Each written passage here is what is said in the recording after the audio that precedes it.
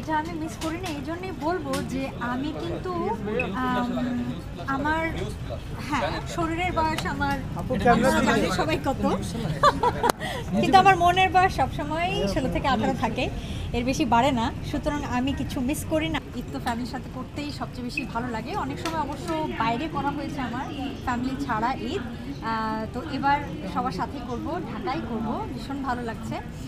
আর ঈদ না শুধু ঈদের দিন না, আমার কেন যেন ছোটোবেলা থেকেই মানে রোজা যখন শুরু হয় তখন থেকেই মনে হয় কবে ঈদ আসবে, এখনও মানে সেই ছোটোবেলার আনন্দটা, ছোটোবেলার ফিলিংটা আমার এখনও কাজ করে। আর রোজা যেতে থাকে, আনন্দ বাড়তে থাকে যে ঈদ মানে শিগগিরই আসবে, ঈদের আর বেশি দিন নেই। দেখা যায় যে কিছু যদি নতুন নাও কিনি বা কিছু যদি নতুন নাও করি স্পেশাল ঈদের জন্য, কিন্তু ঈদ ঈদ আমেজ এই ব্যাপারটা ভীষণ আনন্দ দেয়, একদম ছোট মানুষের মতো আনন্দ দেয় সত্যি। আপু এই অ্যাওয়ার্ডটা কাকে ডেডিকেটেড করবেন? না, ডেডিকেটেড কাউকে করবো না। আপু আমরা দেখি অনেক সেলিব্রিটি ঈদ উদযাপন করার জন্য দেশের বাইরে পরিকল্পনা করে, বা আপনার কোনো এরকম পরিকল্পনা আছে কিনা? না, এবার নাই। আমি বললাম তো একটু আগে যে আমি অনেক ঈদ এরকম করেছি আমার জীবনে, যেগুলো দেশের বাইরে বা আমার ফ্যামিলি ছাড়া। তো এবার আমি দেশে করছি, ঢাকায় করছি এবং ফ্যামিলিকে সাথে নিয়ে করছি, এই জন্য আমি আলাদাভাবে অনেক বেশি আনন্দ। আপু ঈদের সময় মানে বর্তমান ঈদে বড় হওয়া আর ছোটবেলা জিনিসটা সবচেয়ে বেশি মিস করেন?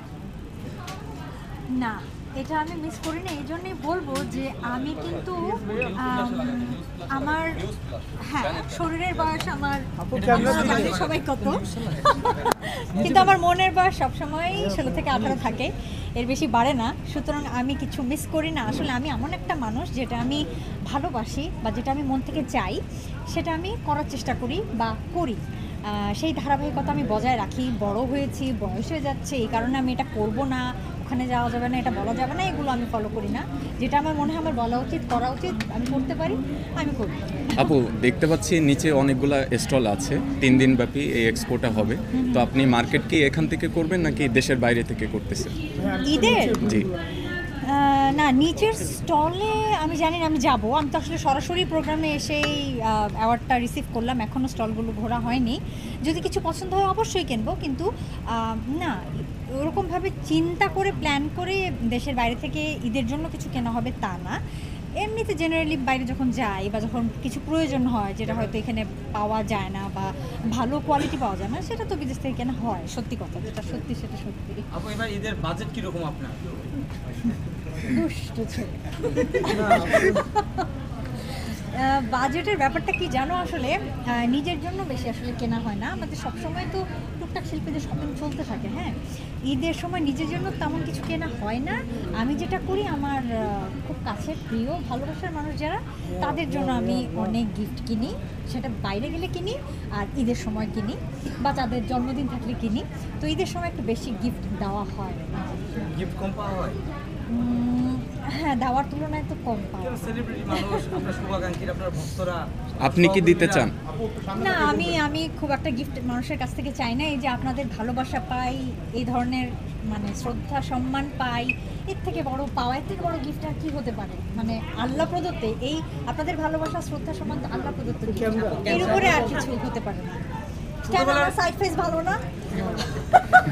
সবাই পায়, আবার সবাই পায়। আচ্ছা, হ্যাঁ, তারপর কি? না আপু, ছোটবেলার একটা ঈদের স্মৃতি যদি বলতেন। ঈদের স্মৃতি তো ওই ছোটোবেলার কথা যদি বলি তাহলে উপহার কেন্দ্রিক স্মৃতি হবে আমার। এখানে অনেকে জানে, যারা আমার সাংবাদিক বন্ধুরা আছে ছোটোবেলা থেকে আমাকে চেনে, তারা জানে যে আমার বাবা পাইলট ছিলেন। উনি এখন রিটায়ার্ড, বাংলাদেশ বিমান এয়ারলাইন্সের পাইলট ছিলেন। তো বাবাকে চাকরির সুবাদে তো প্রায় সময় দেখা যেত মাসে 25 দিন 28 দিনই দেশের বাইরে থাকতে হতো। তো এমনিতে বাবা যখন ফ্লাইট থেকে আসতেন বিদেশ থেকে, তখন তো সুটকেসে ছোটো মানুষ যেহেতু কিছু না কিছু তো আনতেই হতো আমার জন্য, আমি সুটকেস খুলতাম বাবার। কিন্তু ঈদের সময় দেখা যেত বাবার ফ্লাইট থাকে অনেক সময়, যে ঈদের দিন থাকতে পারছেন না, ঈদের পর দিন আসছেন বা ঈদের 3-4 দিন পর আসছেন। তো তখন এই যে মানে একে তো একটু কষ্ট, বাট কষ্টটা কম হতো কারণ আমি ছোটোবেলা থেকে ইউজ টু ছিলাম যে বাবার চাকরি, এটা হয়তো স্পেশাল অকেশনে অনেক সময় থাকতে পারবে না, এটা মেনে নিয়ে আমি বড়ো হয়েছি।